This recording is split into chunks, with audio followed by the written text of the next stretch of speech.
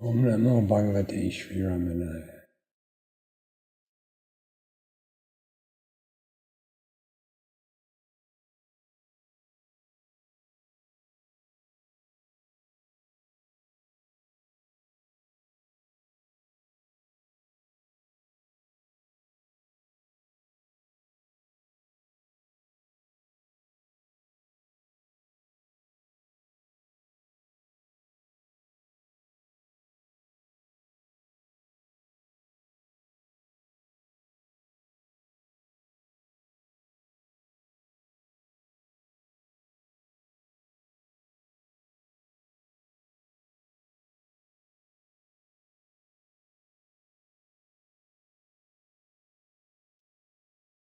We'll take up in the midst of the dialogue we ended with last time. It's dialogue number 363.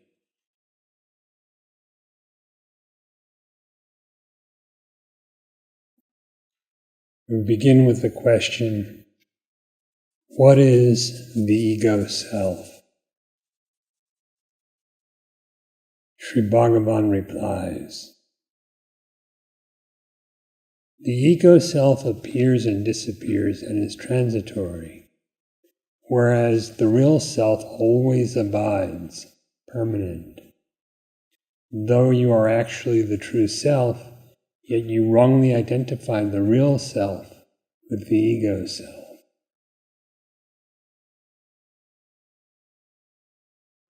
Take that much to start. The ego self appears and disappears.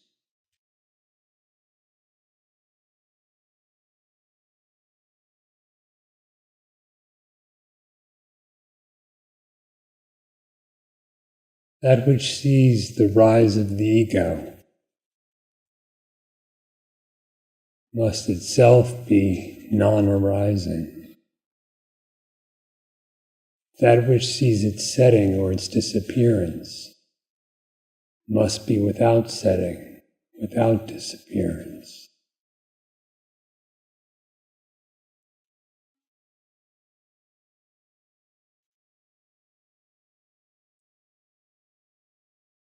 What is it that witnesses the appearance and disappearance of the ego self?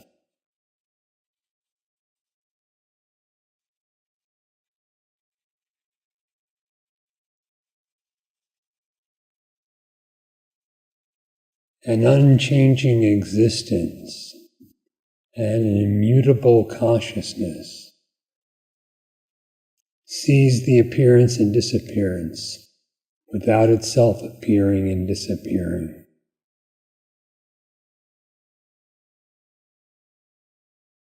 It is permanent,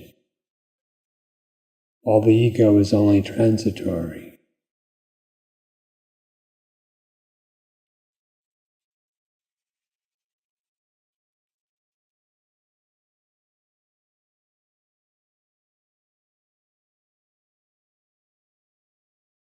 He says, the real self is always abides permanent. It never changes its nature.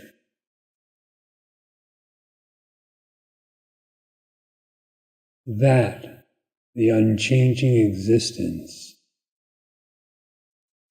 the witnessing consciousness, is your real nature, your real identity.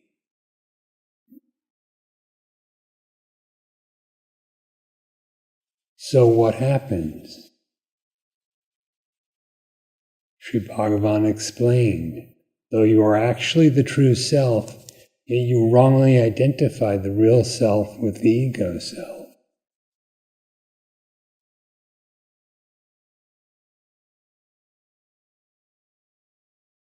It is all a matter of misidentification.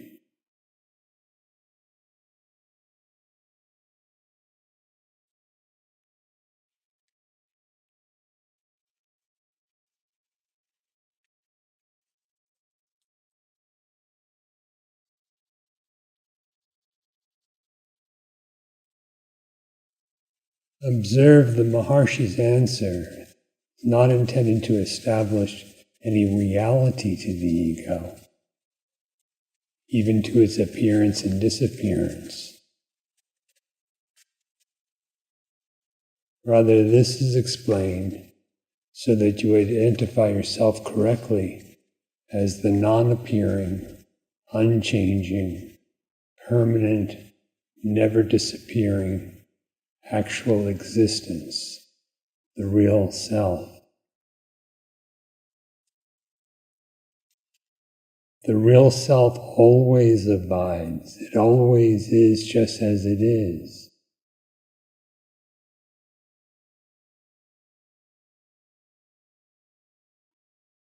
That is your self. An ego is imagined and seems to occupy your identity.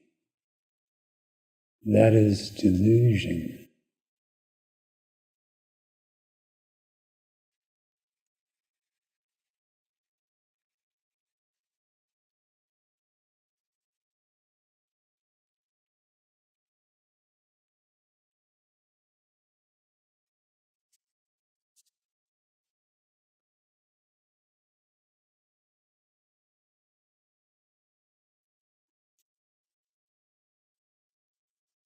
The disciple asks,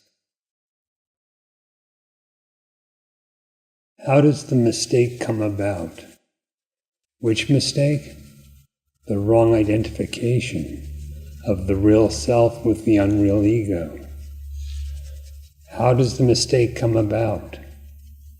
Sri Bhagavan's response strikes right to the core. See if it has come about.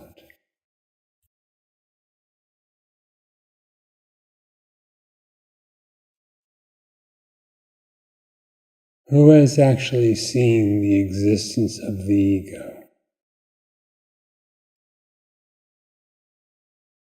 In ignorance, one sees its effects and surmises a cause, the ego. But who has actually seen the ego for what it actually is?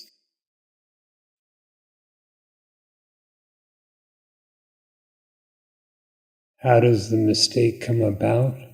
See if it has come about. If one inquires, as the Maharshi is suggesting, the mistake turns out to be unreal. Ignorance turns out to be non-existent.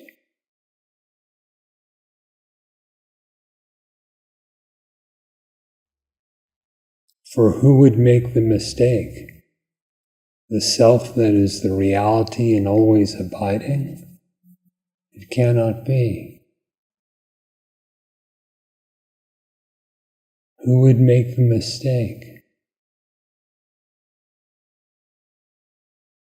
An ego that appears and disappears and is transitory? But that is the mistake. So for whom is the mistake?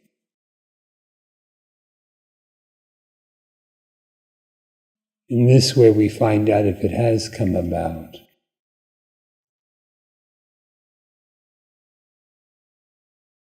The realization of its eternal non-existence is the revelation of the bliss of reality, the true existence.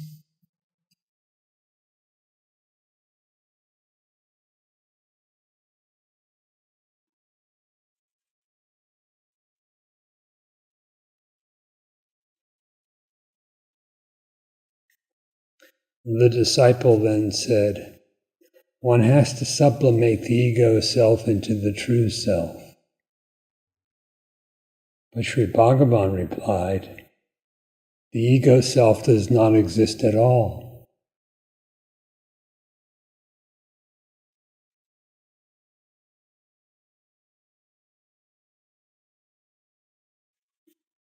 Before we make plans as to what we are to do with the ego, first we need to find it.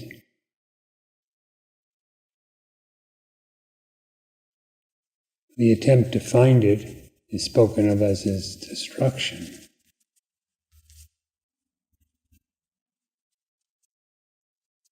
For ignorance is destroyed when one finds that it is false.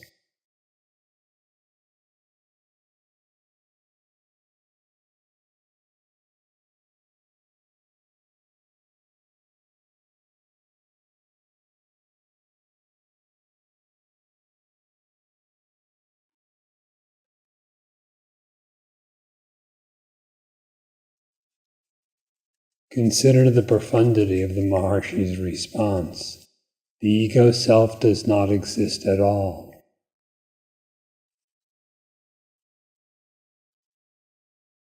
If we really understand that,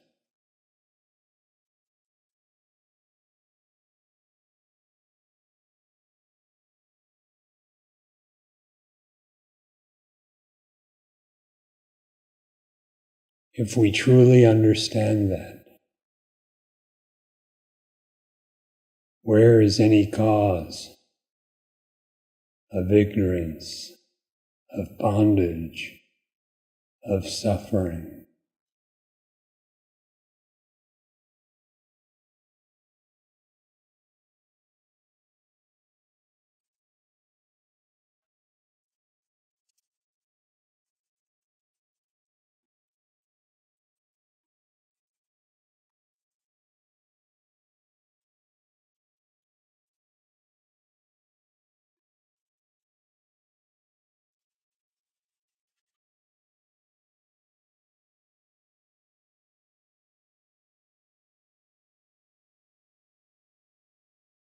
The ego self does not exist at all. The disciple then questioned, why does it give us trouble?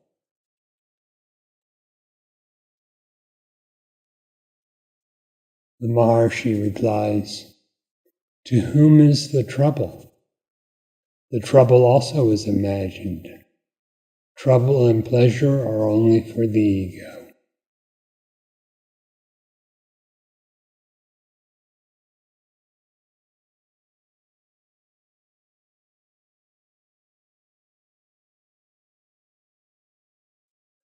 One cannot deny the troublesome character of the ego. If there's an ego, it's troublesome. But if we inquire, to whom is the trouble? The trouble also is imagined. Trouble and pleasure are only for the ego, he says.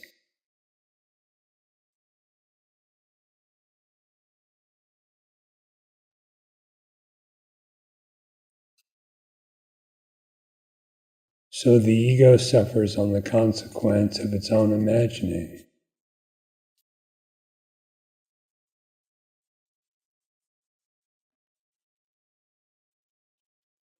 And the ego itself is the trouble. So it causes trouble for itself. The real self, what we are, is transcendent of all that.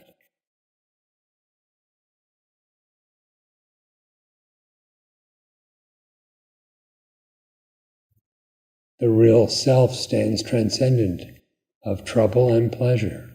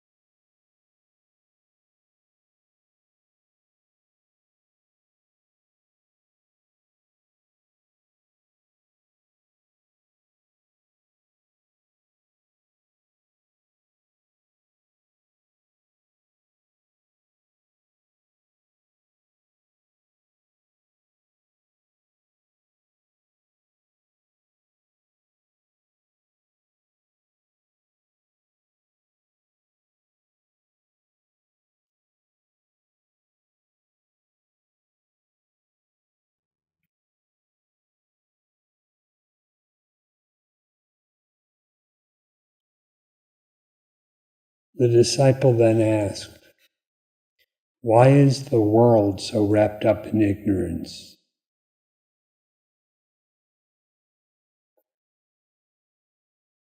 The Maharshi replied, "Take care of yourself.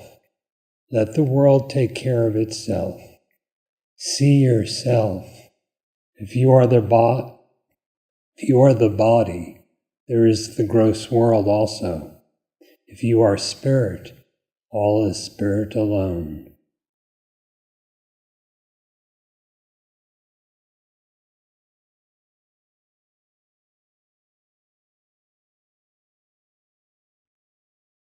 The disciple wanted to know why the world was so wrapped up in ignorance.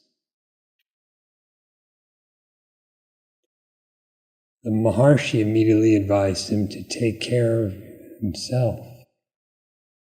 "Take care of yourself," he said. "Let the world take care of itself." Before considering the ignorance of the world, one has to remove one's own ignorance.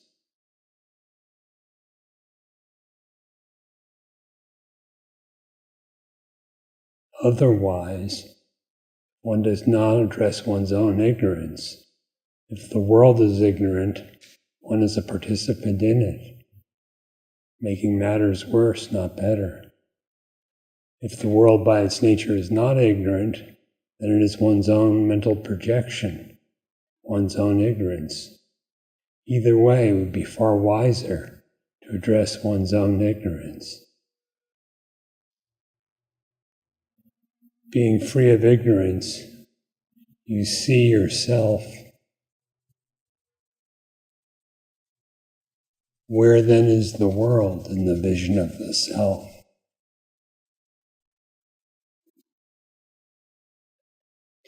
If you are the body, there is the gross world also. The misidentification with the body and the belief in an external world are concomitant.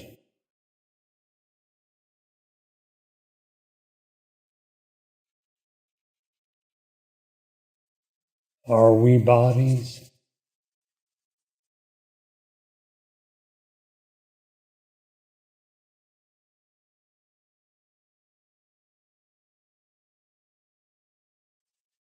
Liberate yourself from that one bit of ignorance, the misidentification with the body, and then say what the world is.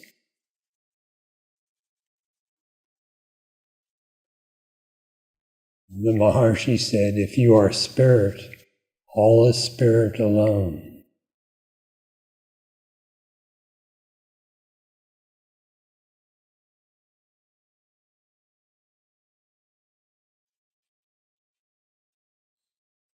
One who has transcended the misidentification with the body is established as the existence that is the very being of all this.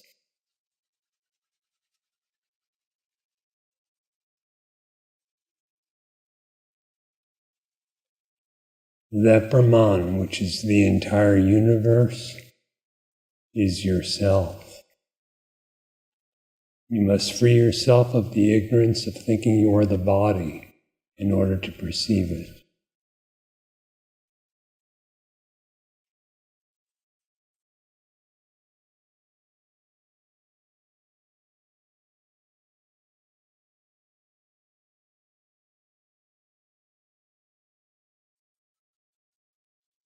The disciple then asked, "It will hold good for the individual, but what of the rest?"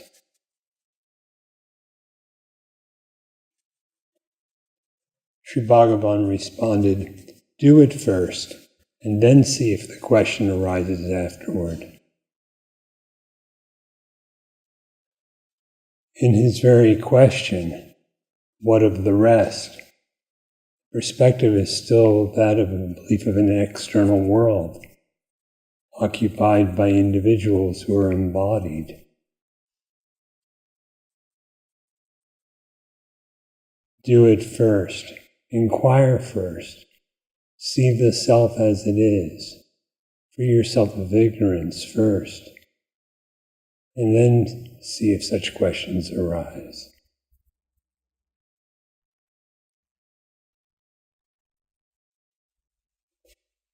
The disciple then asks, is there avidya, ignorance? Sri Bhagavan replies, for whom is it?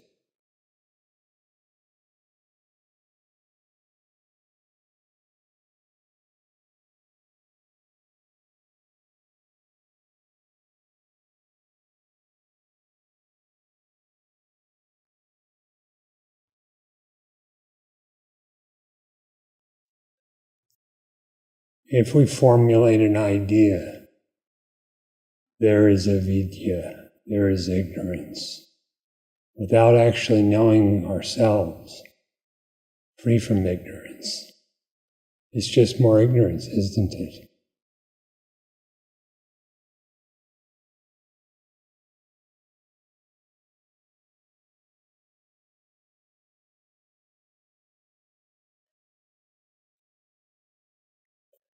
So the Maharshi replied, for whom is it?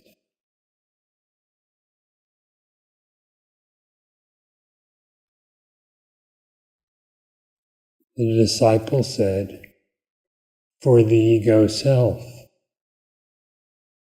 The Maharshi replies, yes, for the ego. Remove the ego, avidya is gone. Look for it, the ego vanishes. The real self alone remains.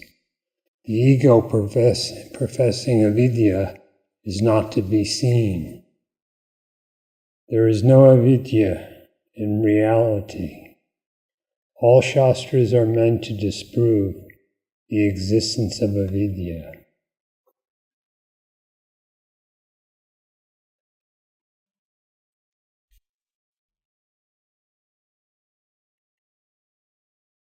Ignorance is merely imagination, having no real substance, no actual existence.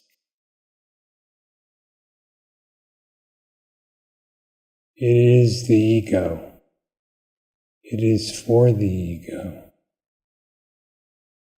If we remove the ego notion, ignorance is gone.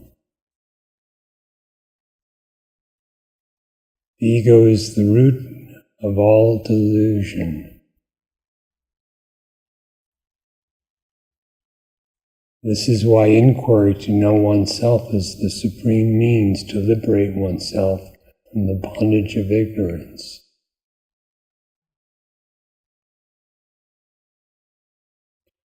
Remove the ego, ignorance is gone. Look for it, the ego vanishes. The ego appears to survive only due to lack of inquiry. If we become intensely curious to find out what it is, it vanishes because it's not real.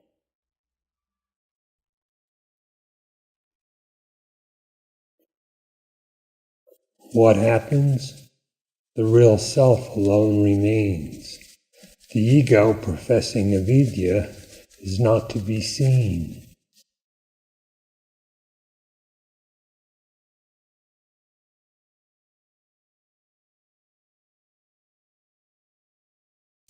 The ego is the root of all ignorance, and it is the epitome of ignorance.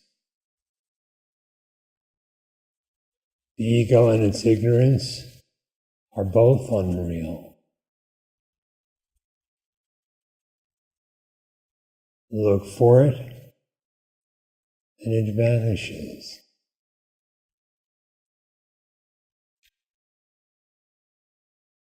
Of what substance is the ignorance? It's just made of imagination, unexamined assumptions.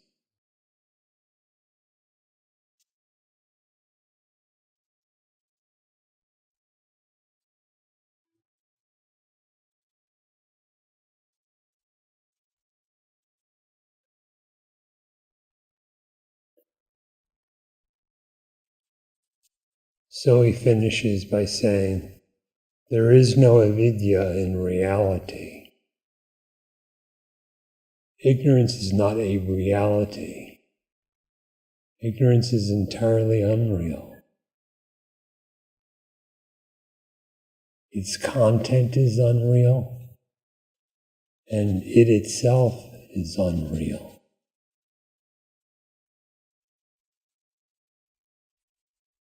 What is real is the perfectly full existence, consciousness, bliss, our real nature. All shastras, all scriptures, are meant to disprove the existence of avidya. That includes all the explanations given that describe avidya. Descriptions of ignorance are not to establish ignorance, but to lead one beyond ignorance, to set us free.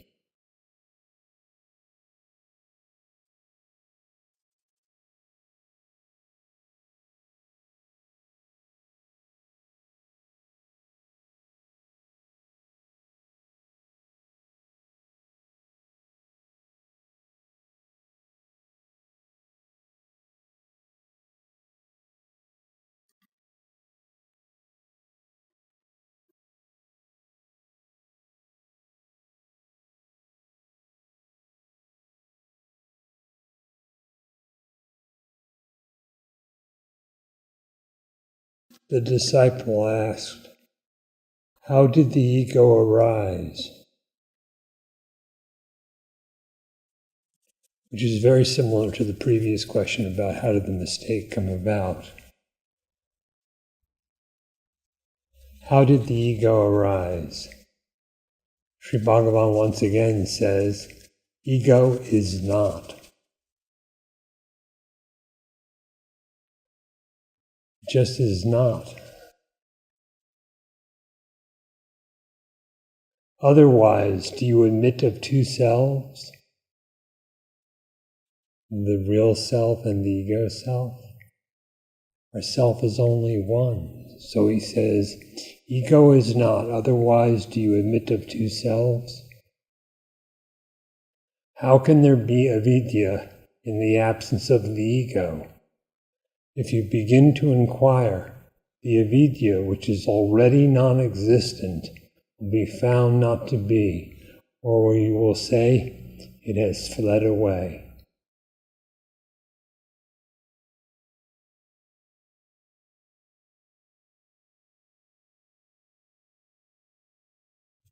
The ego is already non-existent.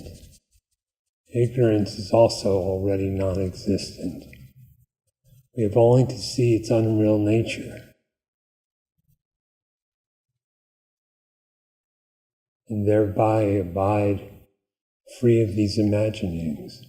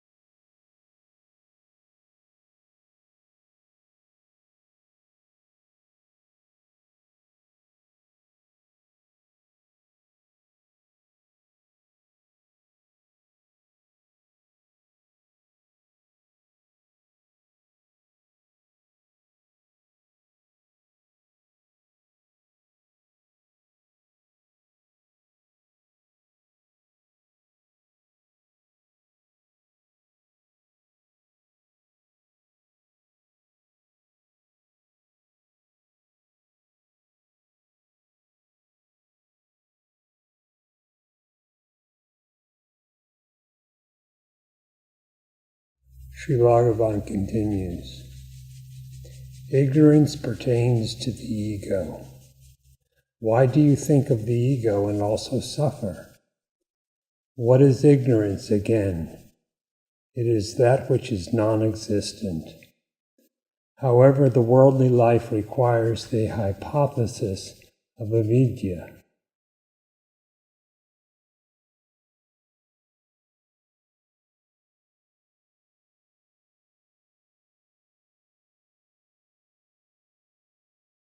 Avidya is only our ignorance and nothing more.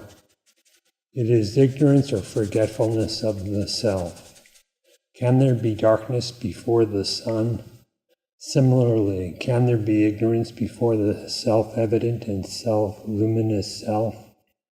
If you know the self, there will be no darkness, no ignorance, and no misery. It is the mind which feels the trouble, misery, etc. Darkness never comes nor goes. See the sun and there is no darkness. Similarly, see the self and avidya will be found not to exist.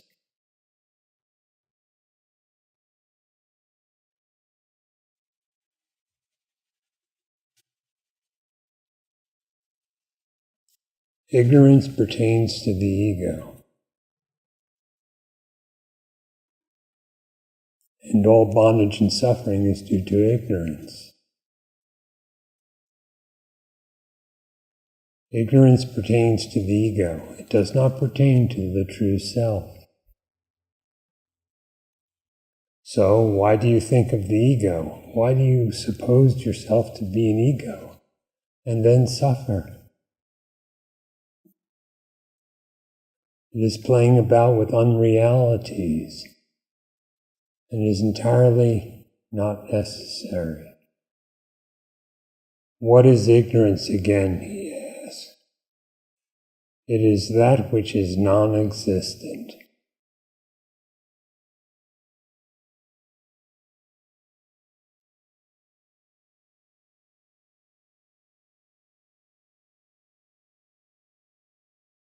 However, the worldly life requires the hypothesis of avidya. It is merely an hypothesis. It is not the fact. What is the fact regarding our existence?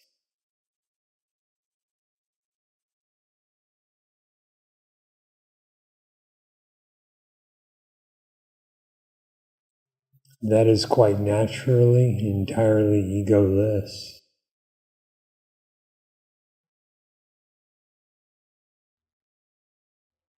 Avidya is only our ignorance and nothing more.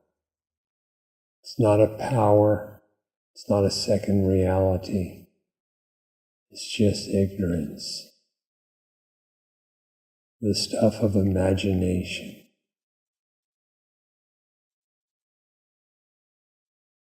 It is just a mistake, not a real thing, not a real force or power. It is not part of you.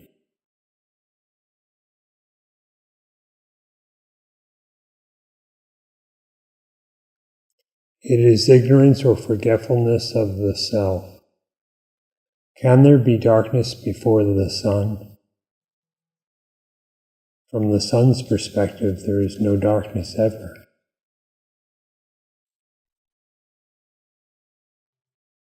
Comparable to the sun is the consciousness which is the true self. For that there is no darkness, no ignorance. Can there be darkness before the sun? Similarly, can there be ignorance before the self-evident and self-luminous self?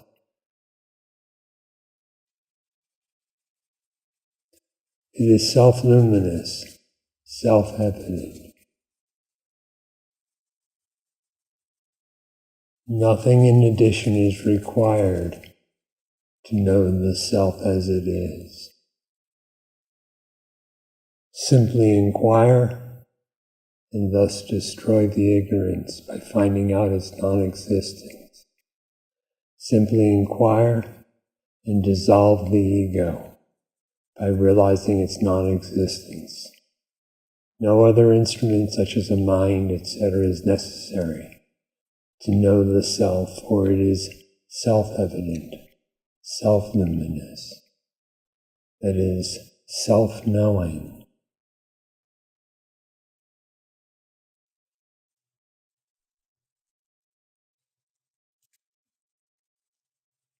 Your consciousness already knows. What it knows is itself.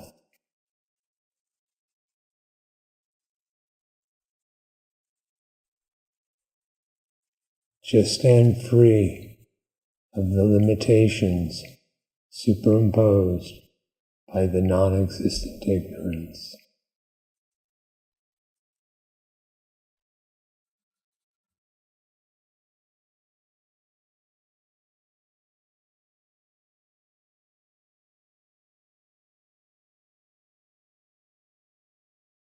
If you know the self, there will be no ignorance, he says.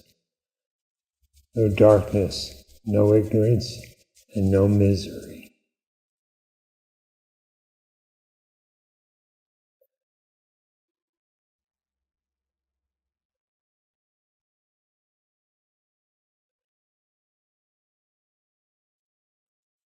It is the mind which feels the trouble, misery, etc. What is the mind? It's the same notion as the ego, isn't it?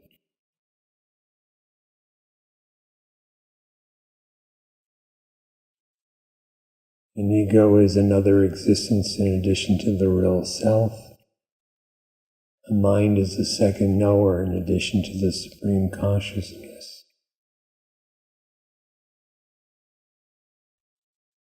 Both are false. Existence consciousness is the self, one without another.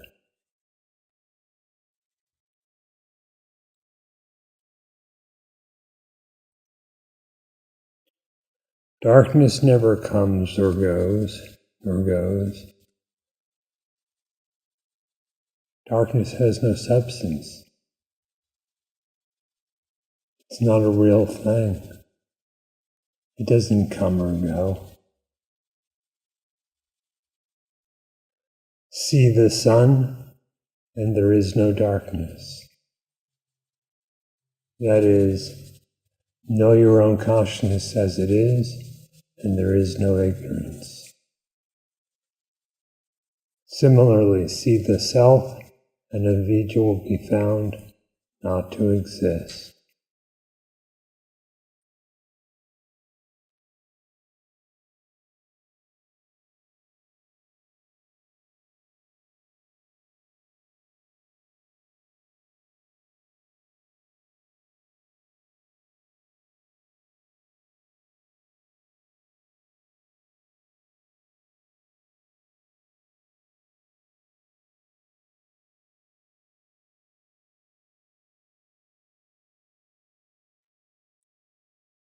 That's good for now.